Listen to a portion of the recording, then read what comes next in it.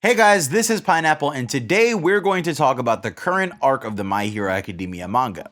If you aren't reading the manga at the moment or aren't caught up, make sure you check back for an anime-related video soon, but for now, this video definitely features spoilers for the series, so be careful. With that said, I am absolutely in love with the current arc of the series, and I want to talk about why I was asking for exactly this kind of arc that Horikoshi is hitting us with during the Plus Ultra stream. Follow me on Twitter at VocalPineapple to keep up with the other collabs like the Plus Ultra stream that I'll be doing, but with that said, let's get into the video. Hit it!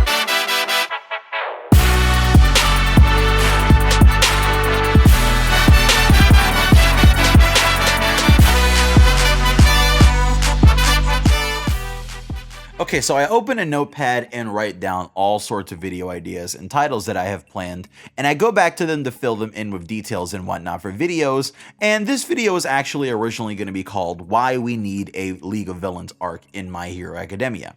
Because I had this idea that the best thing for the series would actually be a League of Villains point of view arc, and if you go watch the My Hero Academia Plus Ultra stream that I did with Zypher and a bunch of the other My Hero tubers, a League of Villains POV arc is actually something that we bring up and talk about, and everyone seemed on board. So it's really cool to see that we actually did get what we were all hyping up in that stream. What's the state of this series right now? Why did we feel as if we needed a League of Villains arc? Well, right now in the MHA manga, a certain pattern has kind of come forth, and it's really more noticeable thanks to the pacing of the anime. It seems like this pattern of school arc where the villains invade to battle arc to school arc where the villains invade has become tiring for some people.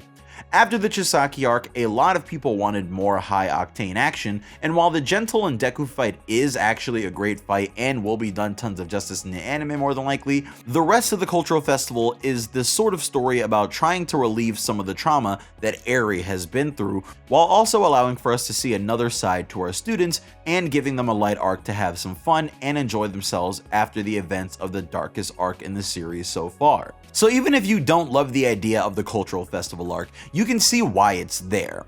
The Endeavor arc comes right after this, and it was like a flash of lightning. We got introduced to a number of heroes and even got to see each of the top 10 heroes. The story got pushed forward quite a bit here, and we got updates on teases and various things like the Dabi Todoroki theory, Hawks' future work of the villains, the introduction of the high-end Nomu, and this all happens in less than 10 chapters, but it was exactly what people were looking for from the series. High action battles with powerful heroes in the middle of a city against beings that can do actual damage and are actually a threat to the immediate population around the battle. It was even cooler to see Endeavor and the fire and all of the cool imagery used between him and Hawks and their quirk, but then right after that short arc, we slide back into another school arc.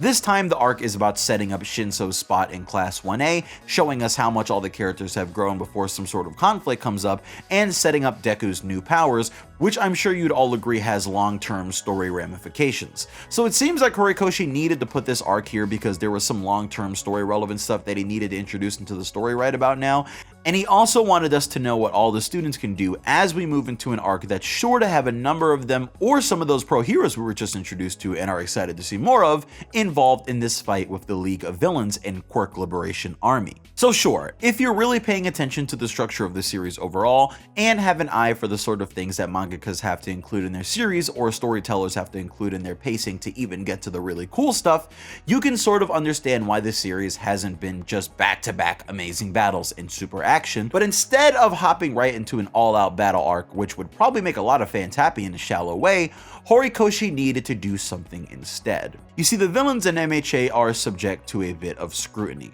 One complaint that I've seen about the big MHA villains is that they're all just dudes in suits, and while that's funny, it's also sort of accurate. With the League of Villains, we have a diverse and personality-filled group of villains that has already scuffled with our heroes and knows the way they fight and operate.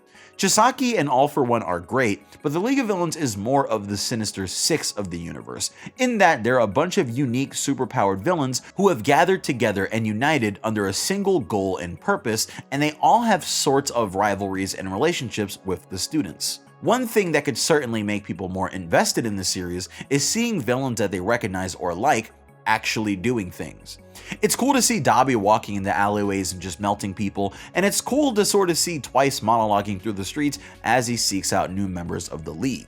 This sort of thing happens away from the view of the classroom and shows us what's actually going on in the streets and world of My Hero Academia. The setting is a character too, and you have to remember that seeing characters that aren't Deku and our other heroes operating within it just serves to make the world seem larger and fuller and fleshes out more and more about the characters living in it. Why should we care about the heroes saving the city if the city is just this empty battleground for their battles where the civilians are just there to run and scream? The Endeavor arc literally takes a random kid from the crowd and makes him an important little side character because Horikoshi understands the value of building a world and adding character to that mob that's just running through the city, and that's exactly what this arc does. Yes, it would have been cool to go into an arc where Deku masters some new powers, or Todoroki and Bakugo just run down on a company as a tag team, full-on raid style, but Horikoshi decided instead to give us an arc that really fleshes out the villains in the series. By giving us a section that takes place purely from the villain's perspective, we get to learn so much about them, and it also gives Horikoshi a way to do things a little differently. Already we've seen the League cutting up the Quirk clan with a few different cool shots in the dark with all sorts of blood splatter everywhere. That's something that we definitely wouldn't be able to see in the school scenes, I'm sure you'd imagine. So what are some of the things that we could potentially see in this current section where we're focusing on the League of Villains? Well, this section that we're seeing is before the top 10 hero rankings were announced. This actually takes place before Hawks and Endeavor took on the High-End Nomu, so we know what's going to happen to a small degree. It seems like this is a sort of training arc for the members, and it also serves as a time for them to get a strong ally in Ujiko and Gigantomachia. Ujiko the Doctor is actually one of the strongest allies that the League could have because he has multiple high-end Nomu.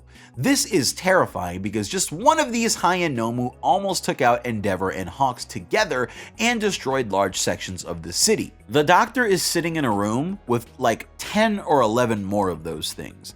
Could you imagine what would happen if they released all of those things in the middle of Japan? It would be a bloodbath, and honestly, who would stop them? Instantly in this arc, we get something that makes the League of Villains 10 times more dangerous potentially, and we also set a goal for Shigaraki. He has Spinner questioning him, his fellow League members are living in filth, and members of the League keep getting captured like Muscular and Kurogiri. On top of this, Magna got killed by Chisaki and Kon presses down an arm, all while All For One sits behind bars, isolated from Shigaraki, even though this is all by choice to force Shigaraki to grow. Well, we're finally at the point where he has to, because there's so much power here before Shigaraki that he's probably going to have to do something to prove himself to the Doctor and the others to truly take his place as a credible villain in the series. We see him asking the Doctor to replicate the Quirk erasing bullets, and that made me think of something even scarier than the League running around with automatic weapons filled with Quirk erasing bullets, but we'll get to that in another video. What do I think is going on? Well, you have to remember that we're in the rise of the villain saga of the story, and that means that the villains do have to do something that actually causes this rise. They have to close out this saga of the story by doing something that would warrant the whole part of the story being named after the villains, of course, and I also have a video discussing the likelihood that All Might's death might be that thing.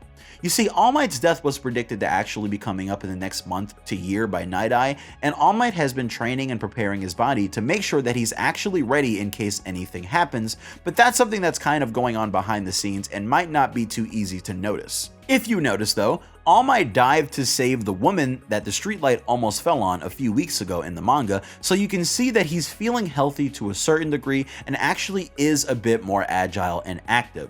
So could the League be prepping up to kill All Might and bring us into the next saga of the series? I do think that All Might has to die at some point, but that's honestly the beauty of this arc. There are so many things that they can do, and there's so many things that we could possibly see. Having an arc from the villain's perspective is fresh, and this also sets up the conflict between the League and the Quirk Liberation Army as an even bigger one, because we're seeing the preparations for this battle and the League's movements from here on out in this section of the story. I hope we really do get to see a majority of the League's movements right up until around the time that the Liberation Army starts antagonizing them. It'd actually be even cooler if Horikoshi gave us the perspective of the Liberation Army members as they raid the League, if that's what happens, so we can actually have both villain perspectives in this conflict before we switch to the heroes and how they're going to handle the situation. It would be amazing, and it also sounds like a longer arc if done right, so it checks all of the marks that people have been asking for in the series, ironically. It could be a long, high-stakes arc with tons of action, villains, and real battles, and tons of character development potentially. If Horikoshi sticks to it and delivers on his already great arc setup, this arc could easily be up there with some of the more well-received arcs in the series. I'm personally hoping that Horikoshi takes more chances like this with the storytelling to break up the monotony of the current series structure. Either way, to wrap up this video and bring it back to a central point, I really appreciate Horikoshi for giving us a look at things going on from the League's perspective, because he could have just hand-waved all sorts of off-screen upgrades for the characters and still might, but it seems like we're going to get into an arc about fleshing out the villains and seeing how they went from being homeless to basically flourishing by the end of the Endeavor arc.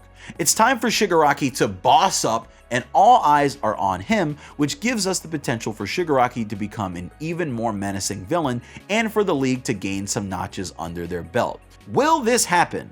I mean, it's all up to the direction that Horikoshi wants to go in, but even if we cut back to a Mineta studying arc, I guess we can all remember what could have been. I hope you guys enjoyed this video. I had a lot of fun working on it, and I'm excited for the direction of the series from here. If you agree, hit that like button, and if you want to see more videos, hit that sub button to join in on the fun. You can hit the bell icon too to get notifications when I subscribe and join my League of Notifications, and I'm going to go work right now on some costume upgrade videos and prepare for the next season of the anime. So, be ready for more content. This is Pineapple,